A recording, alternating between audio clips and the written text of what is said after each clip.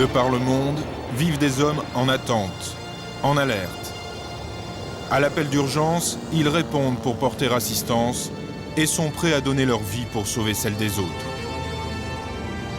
Nous avons suivi les Rangers, ces anges du McKinley en Alaska, confrontés à la violence imprévisible de la nature. Au cœur du McKinley, les pilotes de ces hautes montagnes jouent un rôle déterminant. Ils déposent les alpinistes au pied de leurs défis et se joignent aux Rangers dans les opérations de sauvetage.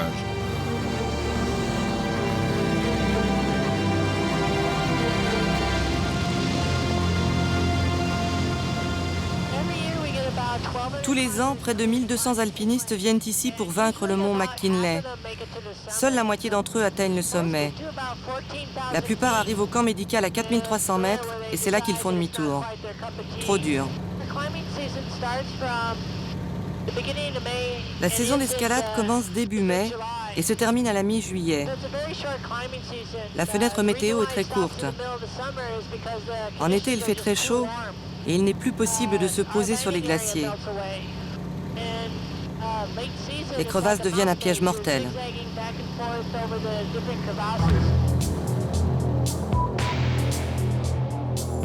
Situé tout près du cercle polaire, le McKinley est un des endroits les plus froids de la planète. Les températures peuvent descendre jusqu'à moins 50 degrés. Ce sommet, à plus de 6200 mètres, domine les montagnes d'Alaska. Haute altitude, crevasses, froid intense, météo imprévisible sont une menace constante pour les alpinistes qui tentent le sommet.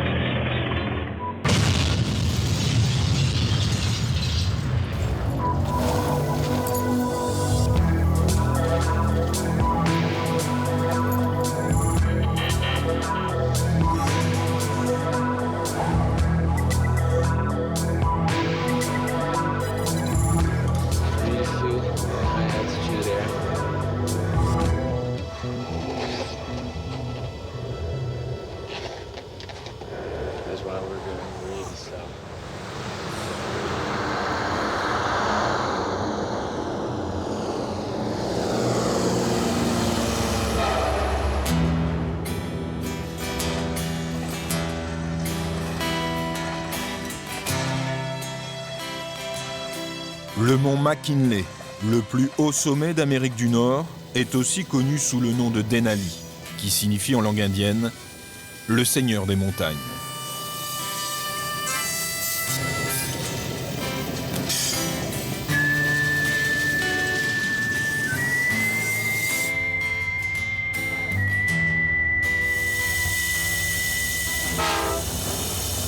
C'est à Talkeetna, dans la maison des Rangers, que commence l'aventure.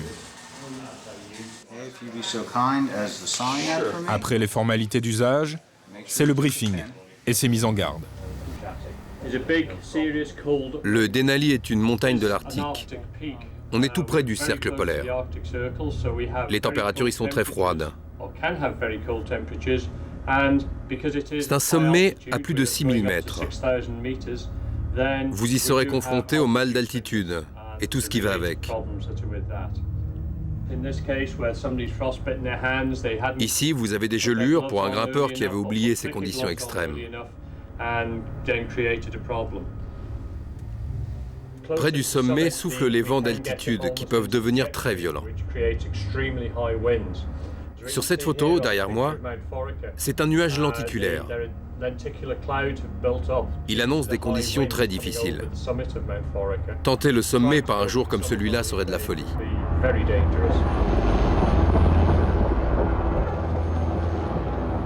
Cette montagne qui fascine les alpinistes peut devenir, en plein été, l'un des sommets les plus dangereux et les plus meurtriers au monde, avec ses vents violents et ses températures qui peuvent descendre jusqu'à moins 50 degrés. Pour cette cordée d'alpinistes, l'ascension du Denali sera la dernière. L'hélicoptère ne pourra ramener que des corps gelés qu'il a fallu dégager de la neige.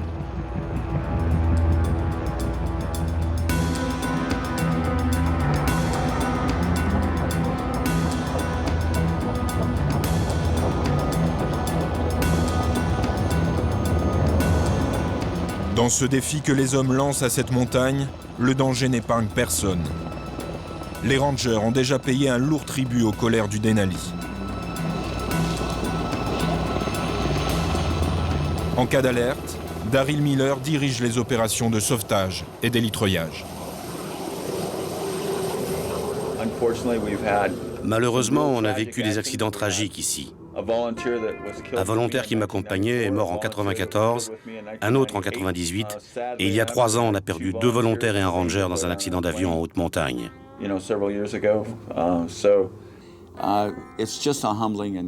Quand on regarde ces montagnes, des moments forts nous reviennent en mémoire. Elles sont chargées d'histoire.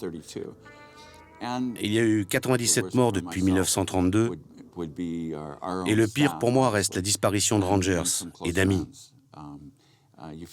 On est triste pour toute personne qui disparaît, bien sûr, mais c'est plus dur quand ça vous touche directement. Ils sont 40 volontaires à venir chaque année. Ce sont tous des professionnels de l'alpinisme, en particulier des médecins, et ce sont des gens qui ont tous un autre travail. Mais ils prennent 1 mois de leur temps pour venir gratuitement sur cette montagne. Perdre une personne, c'est tragique, mais ça frappe très fort quand on les connaît.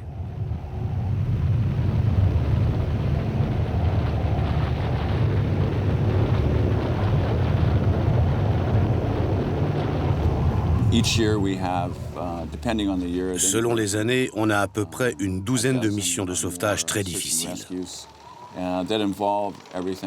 Ces missions demandent l'intervention de l'hélicoptère et des rangers des hautes altitudes.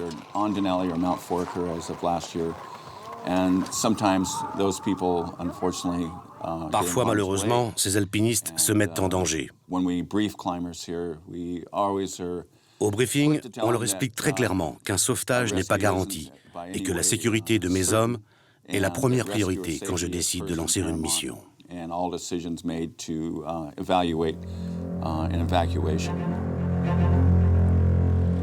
Lieu d'affrontement tragique avec la nature et territoire libre de dépassement de soi. Le Denali reste avant tout pour Daryl un espace unique qu'il faut protéger.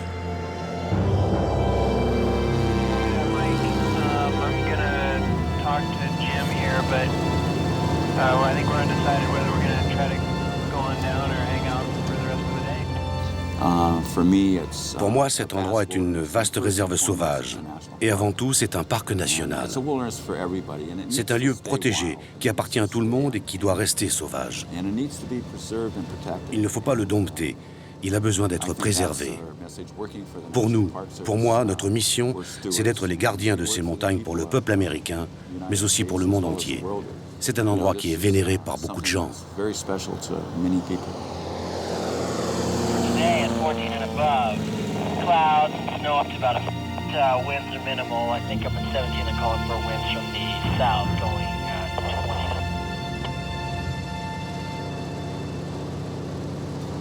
Au village de Talkeetna, jour après jour, les alpinistes arrivent du monde entier. Les avions du Bush se préparent à rejoindre le camp de base. Une première fenêtre météo vient de s'ouvrir.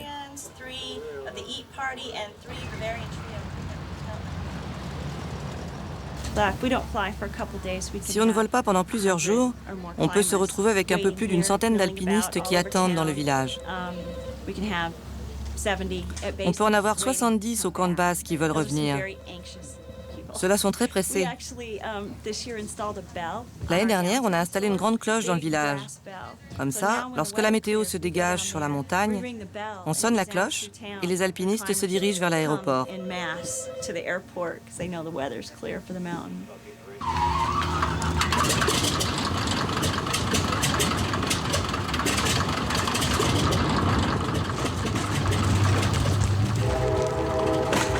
Une expédition vers le sommet du Denali dure en moyenne une vingtaine de jours.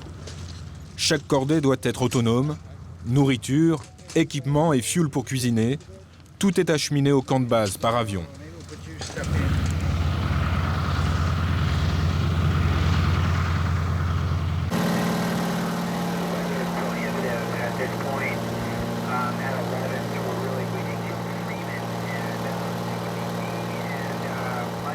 Paul est originaire d'Alaska et vole ici depuis l'âge de 16 ans. Alpiniste, il s'est spécialisé dans le vol en haute montagne et la dépose sur les glaciers.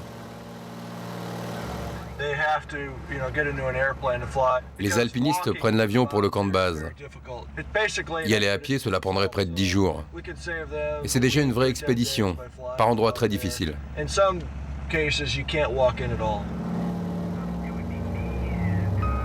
Quand la météo est bonne, le vol dure 45 minutes. De Talkeetna au camp de base, ce sont près de 80 km d'une terre sauvage, difficile d'accès.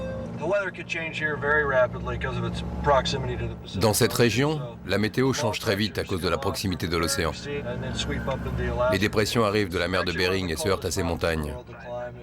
C'est une des montagnes à gravir les plus froides au monde, bien plus froide que l'Himalaya.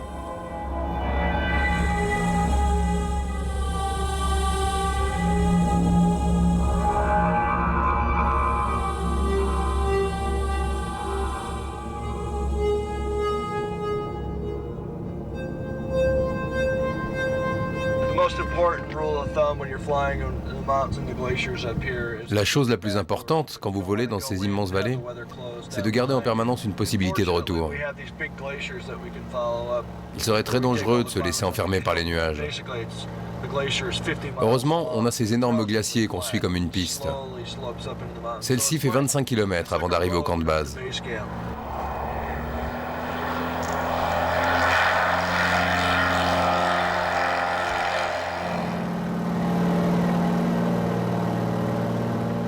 C'est sur le glacier de Kailtna que se trouve le camp de base à 2200 mètres. C'est de là que s'installent et partent toutes les expéditions vers le sommet du McKinley. Les avions taxis relaient en permanence ceux qui montent ou qui descendent. Un seul interdit pour eux, la météo qui peut les clouer au sol pour plusieurs jours. John Leonard est le responsable du camp de base. Sa priorité est de faire respecter les règles de ce parc national, mais aussi d'organiser la logistique des rangers qui mènent leur mission en haute altitude. Actuellement, on a un ranger au camp de base ici à 2200 mètres, et c'est moi. On en a à 3400 mètres. Un autre se trouve à 4200 mètres au camp médical. Le dernier au camp d'altitude, avant le sommet, à 5300 mètres. Souvent, les gens envient le travail que l'on fait. Ils croient qu'on passe notre temps à faire des sauvetages incroyables en haute montagne. Alors que le plus dur de notre mission est plus ingrat. Il faut s'occuper des toilettes, des poubelles, de protéger l'environnement. C'est surtout pour cette raison qu'on est là. Si vous parlez avec des alpinistes qui sont venus ici il y a 20 ans, ils vous diront que la montagne est beaucoup plus propre aujourd'hui qu'à l'époque, et ça, c'est grâce aux rangers. Il y a près de 1200 personnes qui grimpent chaque année et cela demande énormément de travail pour garder la montagne propre. Chaque personne produit en moyenne 150 grammes de déchets par jour. À leur retour, on pèse leurs poubelles pour être sûr que tous les déchets reviennent en ville. On fait pareil pour les excréments venant des hauts campements.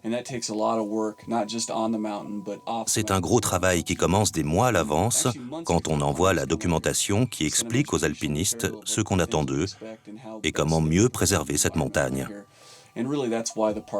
La mission des parcs nationaux est de protéger les endroits précieux de l'Amérique et le McKinley fait partie de cela.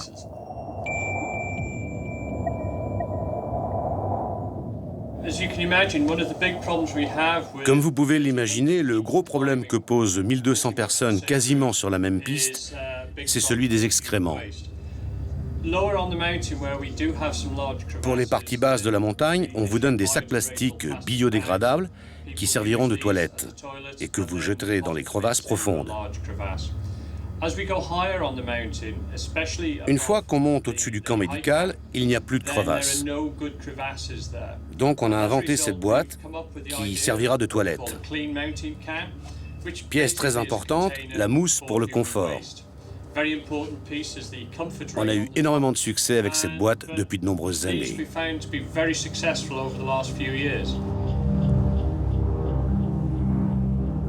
Ce système original de toilettes transportables oblige les alpinistes, au-delà de 4200 mètres d'altitude, à être responsables des déchets et des ordures qu'ils produisent.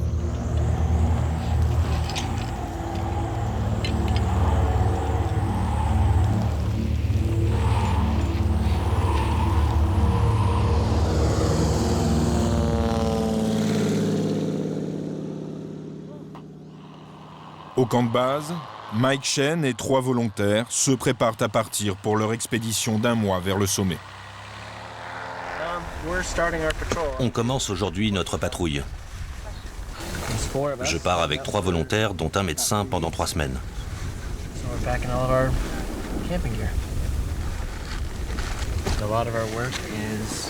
Notre travail, avant tout, c'est de faire respecter la propreté sur cette montagne, autant pour les poubelles que pour les déchets humains. On est là aussi pour conseiller les expéditions sur les conditions qu'elles risquent de rencontrer. Et bien sûr, on est là pour porter assistance en cas d'urgence.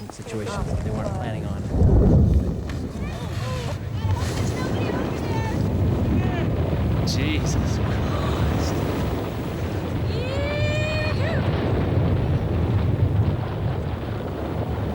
French rat over there. It's like...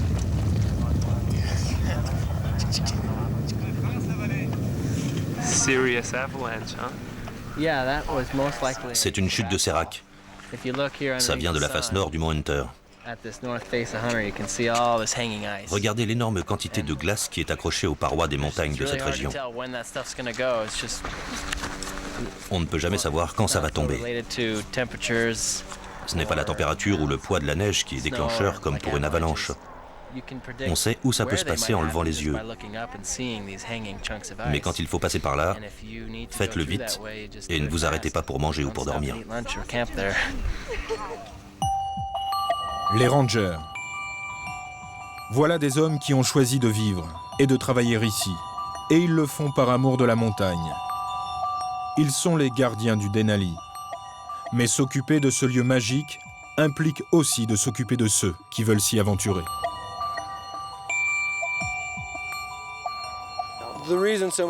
La raison pour laquelle il y a tellement de monde ici, c'est que le mont McKinley est le plus haut sommet de l'Amérique du Nord. Certains alpinistes enchaînent les 7 sommets mythiques du monde. Pour d'autres, c'est simplement une étape dans leur vie de grimpeur. Et pour certains, c'est le but d'une vie entière. Ça fait 20 fois que je monte cette montagne. Et c'est toujours aussi difficile. Mais ce que j'aime dans ce travail, c'est le spectacle. C'est passer du temps dans un parc superbe et vivre dans un monde sauvage, sans immeubles, sans rues, sans villes. C'est génial de pouvoir aller quelque part où on ne peut compter que sur soi-même pour survivre.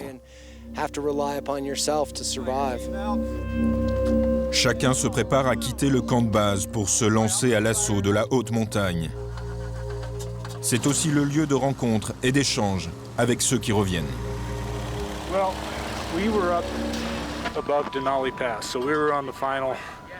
On a fait demi-tour tout près du sommet, bien après le dernier camp. Comme tout le monde, ça faisait près de 3 semaines qu'on traînait cet équipement pour arriver là. Et bien sûr, les 6 mois de préparation avant de venir ici. Alors, c'est dur d'abandonner si près du but. Quand vous avez dans la balance la possibilité de perdre vos doigts, vos pieds ou votre vie pour un sommet, vous n'hésitez pas.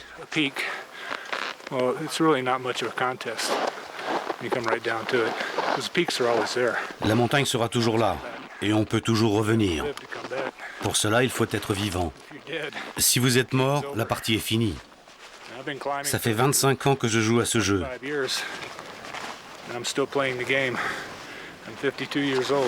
J'ai 52 ans et je suis toujours là. Beaucoup de mes amis ont quitté la partie et se sont éparpillés un peu partout sur des sommets. Pour John, the game is over, la partie est finie. Il reprend l'avion pour Talkeetna.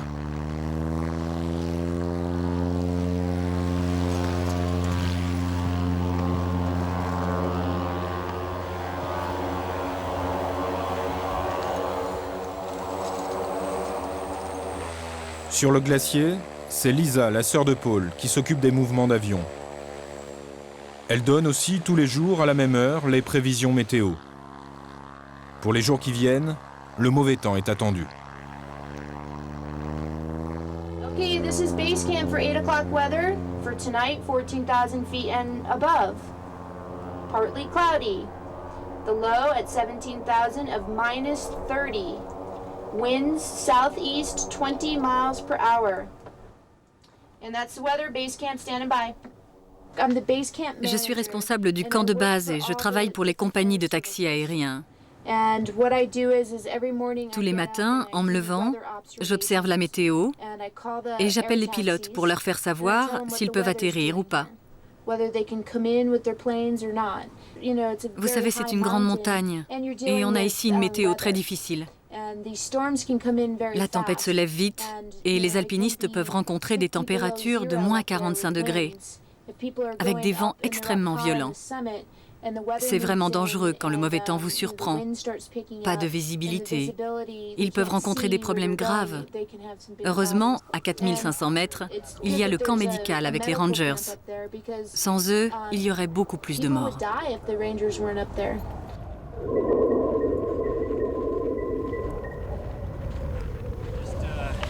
On fait une petite journée aujourd'hui. Encore 1 mille et demi. Demain, ça sera plus dur.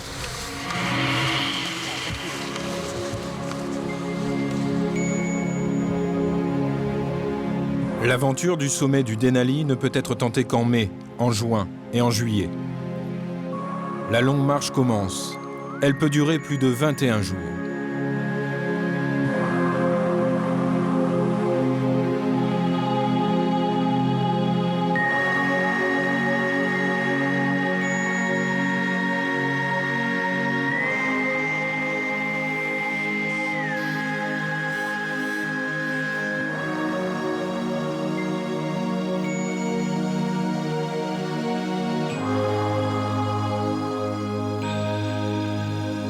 Il faudra 3 longues journées pour couvrir les 17 km qui séparent le camp de base du premier camp d'altitude à 3400 mètres.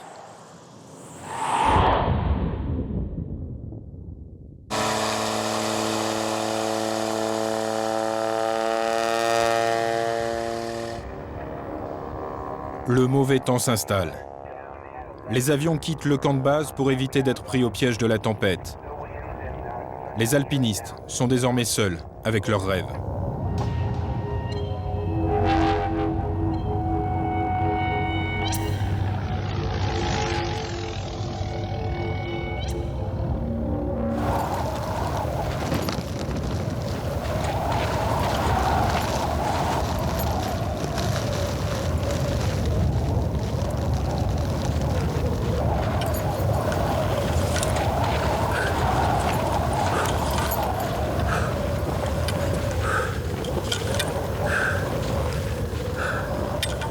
Les dépressions de la mer de Bering provoquent des vents violents. Ces vents de 90 ou 100 km/h par moins 25 feront chuter la température à moins 50 degrés. Les cordées sont contraintes de s'abriter. Leur progression vers le sommet est stoppée plusieurs jours.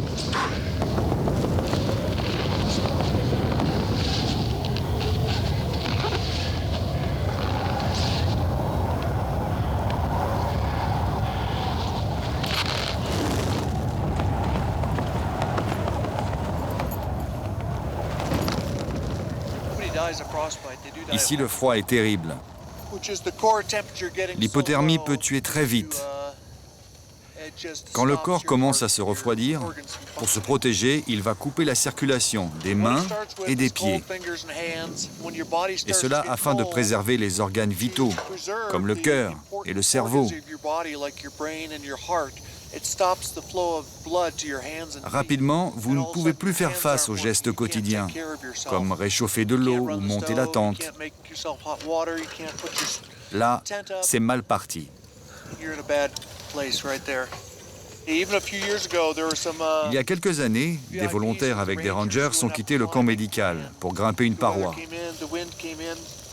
quand tout à coup un vent glacial s'est levé.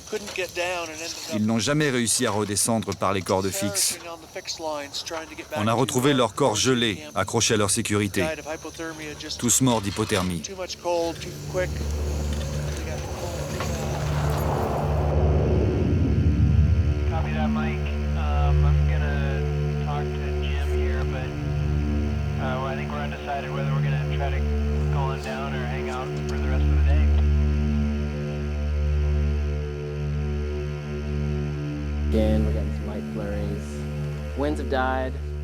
La tempête a soufflé pendant plus de 3 jours. Le ranger Mike Shen et ses volontaires, dont le médecin Scott, ont été forcés d'arrêter leur progression. On pourrait rester ici encore 2 ou 3 jours. On a assez de nourriture et de combustible. On est en train de s'acclimater à l'altitude, donc tout va bien. On ne va pas essayer de monter avec cette météo. C'est pas le vent qui serait gênant, mais toute cette neige qui est tombée. La progression serait très dure. On va laisser cette neige se compacter. Il y a une pente un peu plus haut qui peut partir en avalanche dans ces conditions. On ne bougera pas avant demain. Il y a une grande différence d'adaptation entre ce campement à 3300 mètres et le camp médical à 4003. C'est un grand changement d'altitude qu'on subit en une journée, surtout si on n'est pas acclimaté. Sinon ça peut aller, mais ça reste quand même difficile.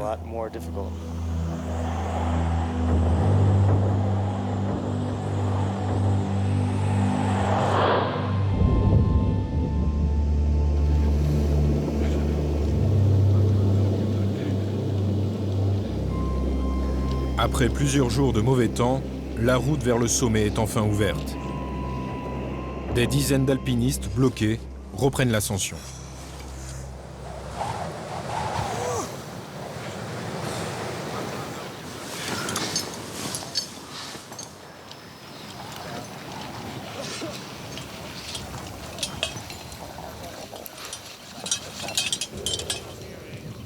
Le camp où tous se sont regroupés au moment de la tempête s'éloigne. La neige est profonde. L'équipement est lourd. À ces altitudes, le défi est énorme.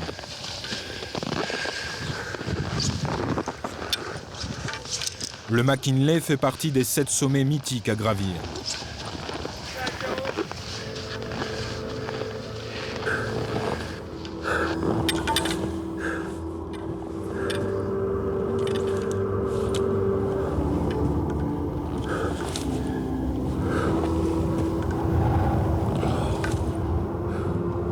Image saisissante de ces pèlerins des hautes altitudes qui vont jusqu'au bout d'eux-mêmes. Mais une crevasse vient de s'ouvrir. Une cordée est violemment traînée. À cet instant, chacun fait ce qu'il peut pour ralentir la chute. Piolets, crampons, griffent la neige. ok. Ok, Will. Ok.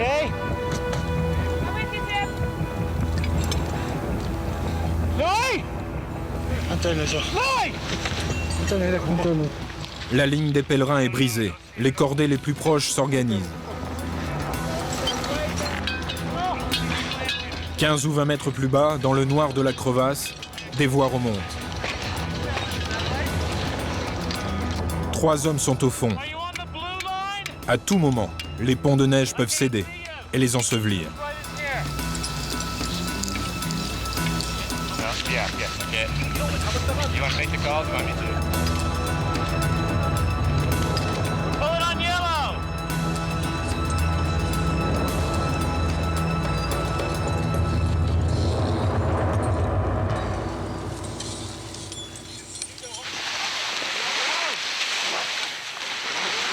Le premier rescapé, un Espagnol, est ramené à la surface.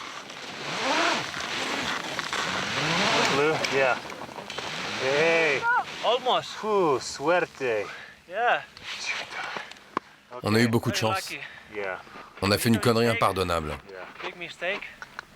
But we were lucky. Heureusement, je suis vivant et j'oublierai pas cette leçon. George. Yeah.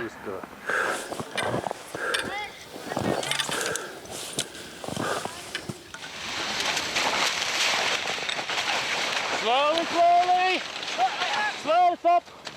Okay.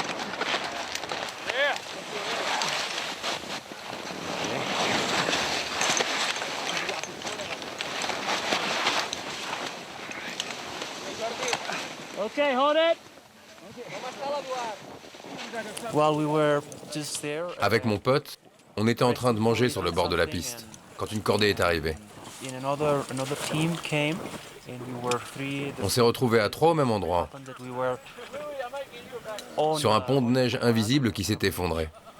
and it just opened, and we flew more than 20 meters. And On a fait une chute d'une vingtaine de mètres. we did a big On a fait une grosse erreur. On n'était pas encordés. We were very lucky On a eu de la chance d'avoir toutes ces équipes pour nous sortir de là. to hoist us. But in 20 meters, En 20 mètres de chute, j'ai eu le temps de tout voir. Mon fils, ma fille, ma femme, j'ai vu ma vie défiler. Un autre alpiniste suit. Le guide, qui a chuté avec eux, remontera le dernier. Okay, slowly, slowly, slowly.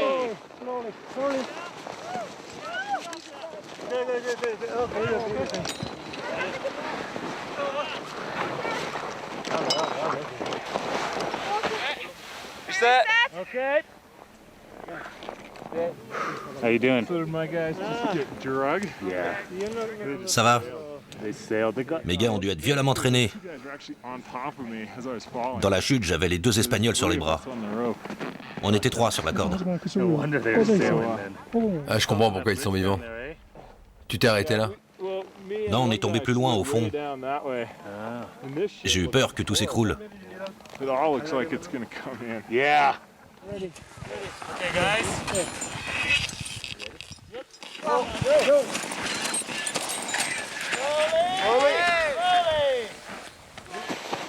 Slowly, slowly. Do it.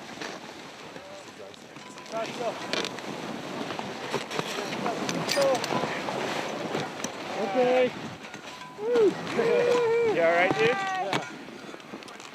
Alors écoute, moi je fais de la montagne depuis très longtemps. J'ai plus d'une vingtaine d'années et c'est la première fois que je suis sur une cordée qui va au fond d'une crevasse. Mais je crois que la situation est un petit peu différente ici, dans le sens où en Alaska il y a quand même des crevasses un peu partout, elles sont très grosses et comme il est tombé pas mal de neige, les ponts de neige sont assez fragiles. Les 2 Espagnols étaient sur la piste, pas encordés. Je leur ai demandé de s'écarter. Ils comprenaient mal l'anglais. J'ai fait un pas sur le côté et tout s'est effondré. Mes gars se sont fait traîner parce qu'on était 3 sur la corde. Je crois que là, sans la corde, c'était fini. Celui qui est au fond, terminé, je crois.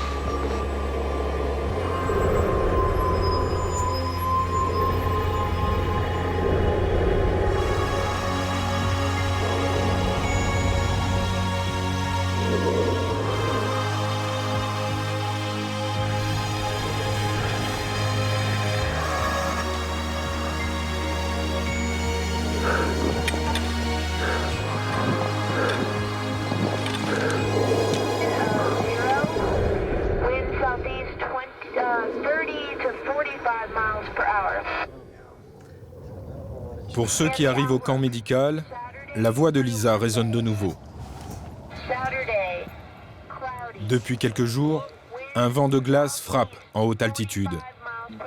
Les alpinistes qui se font surprendre souffrent de gelures.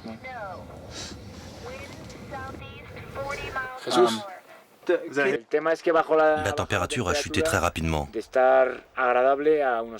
faisait moins 40 à ce moment-là. Mais avec ce vent très violent, Là, le froid, ça pardonne pas. On va essayer de trouver une solution pour te descendre. Mais il y a la météo, ta sécurité et celle de ton équipe. Et bien évidemment, le risque de faire venir un hélicoptère jusqu'ici. Il faut réfléchir à la meilleure solution. C'est toujours risqué pour un hélicoptère de voler au-delà des 4000 mètres. Car au moindre problème, s'il doit se poser, l'équipage se retrouve en difficulté. Et comme ils n'ont pas eu le temps de s'adapter à l'altitude, à tous les coups, ils feront un mal de montagne.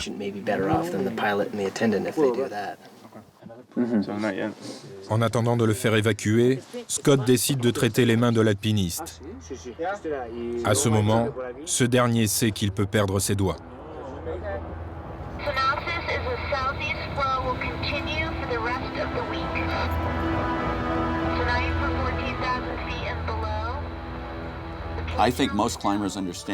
Je pense que la plupart des alpinistes savent très bien qu'on ne peut pas toujours intervenir et ne l'exigent pas.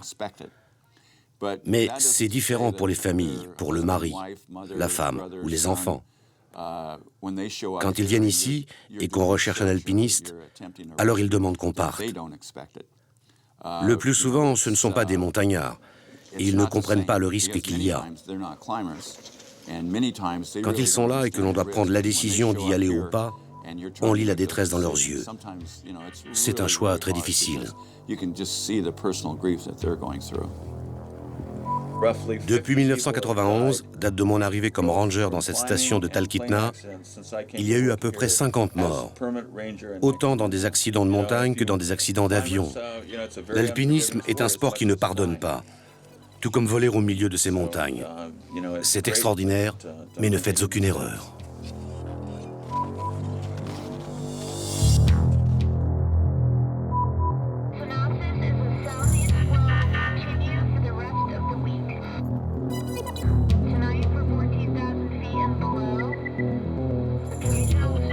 Pour l'alpiniste espagnol aux mains gelées, toujours en attente d'évacuation au camp médical, c'est la météo qui décidera. Et justement ce matin, Scott, le médecin du camp 4002, a une bonne nouvelle. L'hélicoptère vient chercher notre alpiniste avec les doigts gelés. Il en profitera pour nous ravitailler et essaiera de déposer du matériel au camp d'altitude.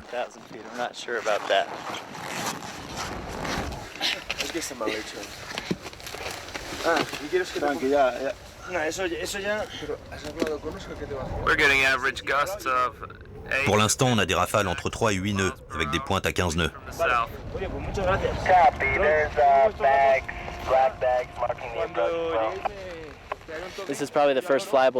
Depuis une semaine, c'est la première journée où la météo permet à l'hélicoptère de voler. C'est vraiment des vols d'urgence. Il déposera quelques vivres en même temps. Mais on ne ferait jamais monter un hélicoptère pour ça. Un vol à cette altitude n'est jamais une décision qu'on prend à la légère.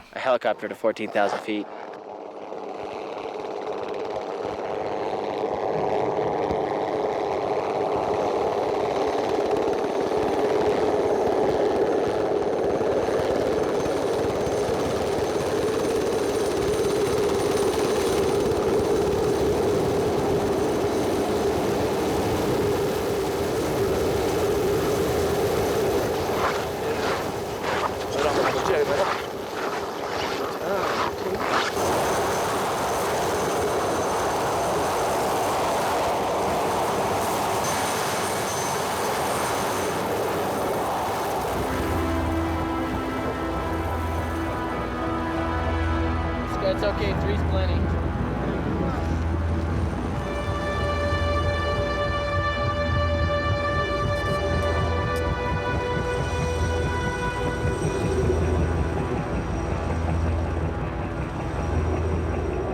Depuis plus de 10 ans, c'est le même pilote, Jim Hood, qui est en alerte à Talkeetna. Il intervient en haute altitude sur tous les sauvetages. Le Lama est l'un des rares hélicoptères capables d'atteindre le sommet du Denali à plus de 6200 mètres. À cette altitude, l'air est peu porteur et le rotor ne trouve pas ses appuis. Le vol en hélicoptère, dans ces conditions, c'est comme si on était en équilibre sur un fil. Si jamais on connaissait un problème et que je sois obligé de me poser, je ne pourrais pas survivre au choc d'altitude. Un problème anodin à 2000 mètres devient catastrophique à 6000 mètres et mortel pour l'équipage.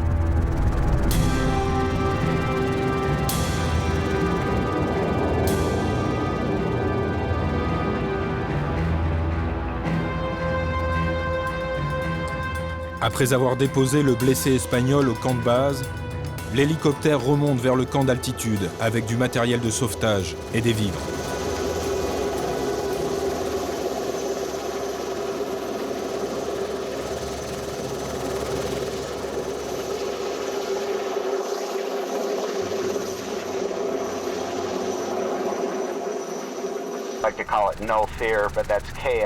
J'aimerais vous dire que je n'ai jamais eu peur, mais je mentirais.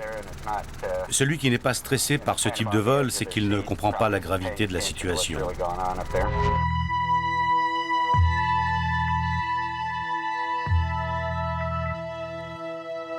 La montagne est brutale dans ses excès. Ce jour-là, 9 personnes viennent de tomber dans une crevasse. Autour d'elles, les équipes de sauvetage s'organisent.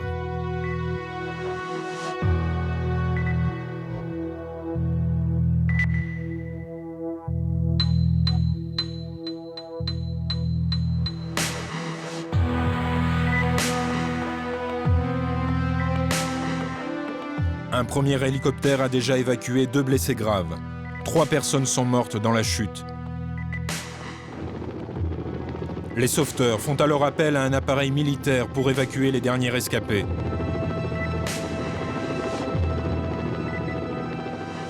Quand soudain, l'air se dérobe sous les pales de l'hélicoptère.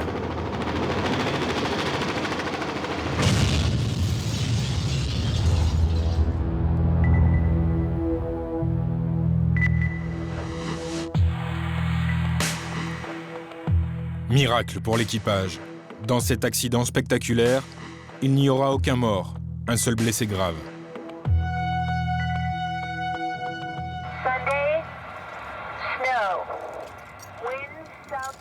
Retour au camp médical. À cette altitude, le manque d'oxygène ne pardonne pas. Les rangers le savent. Ils réagissent aux premiers signes. L'alpiniste allongé simule un œdème pulmonaire à 4500 mètres.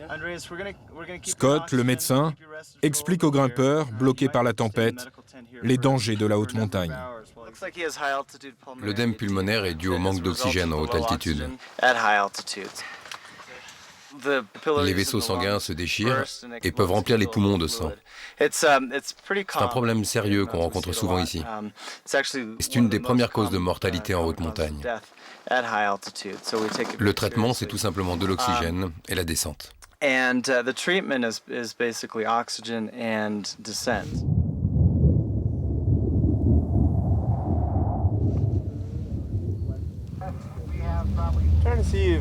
J'essaie de voir si Mike et Scott sont arrivés en haut. Ils réparent les cordes fixes dans la pente.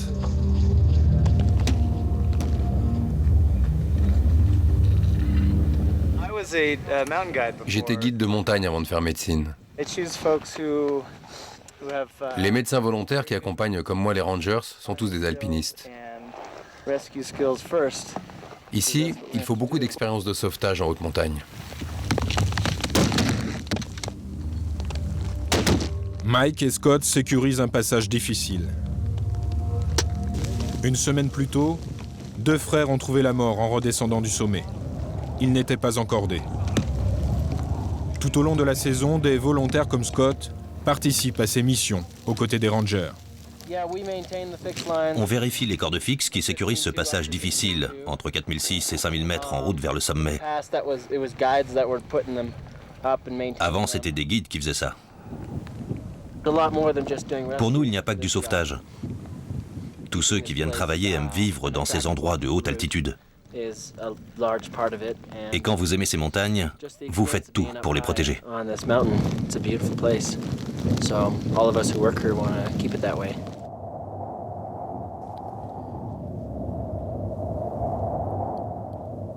Depuis la première ascension du Denali en 1913, une centaine d'hommes, alpinistes et sauveteurs, ont laissé leur vie dans ces montagnes.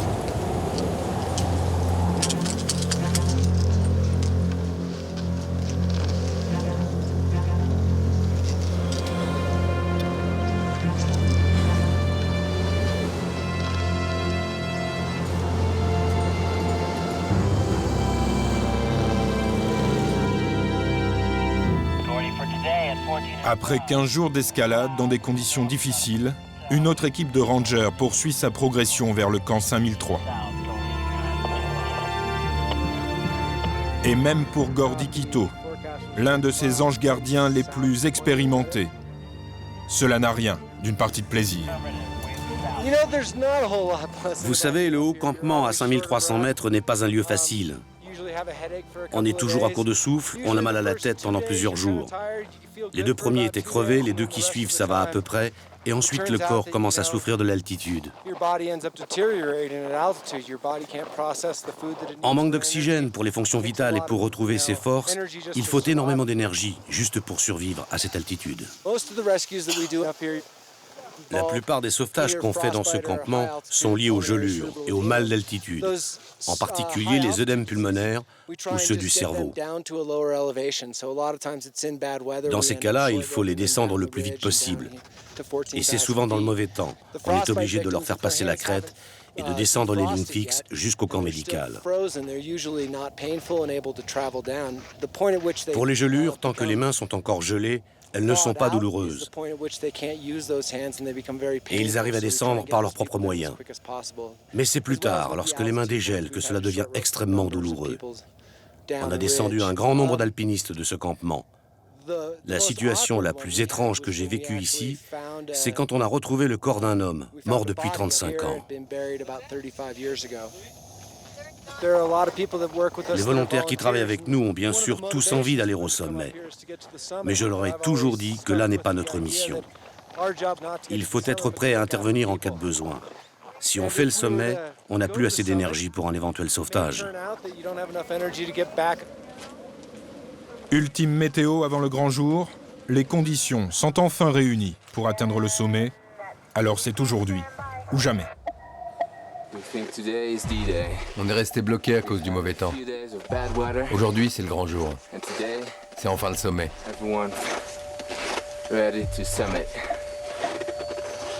En été, à ces latitudes très nord, il ne fait jamais nuit. Les grimpeurs profitent de la fenêtre météo. Ils mettront entre 10 et 15 heures pour atteindre le sommet, à 6200 mètres d'altitude.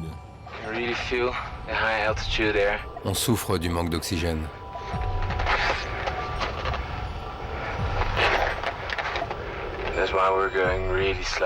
C'est pour ça qu'on va si lentement.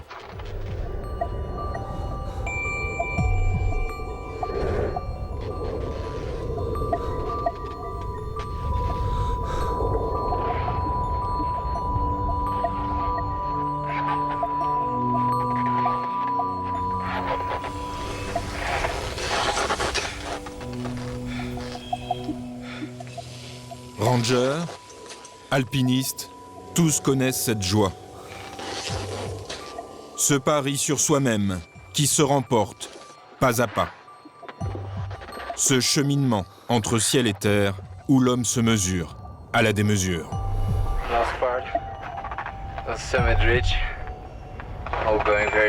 C'est la dernière crête du sommet. On avance très lentement. Il est près de 8 heures du soir. Pas à pas sur cette petite arête de neige.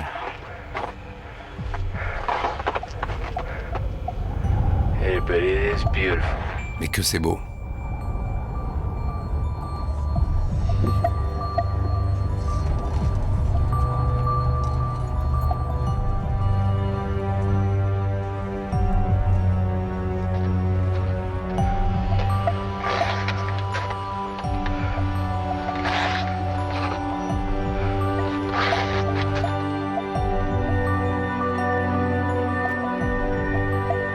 Johnny. Yeah. Top of North America. Sweet. Ça y est, tu es sur le plus haut sommet de l'Amérique du Nord. Le sommet de ton pays.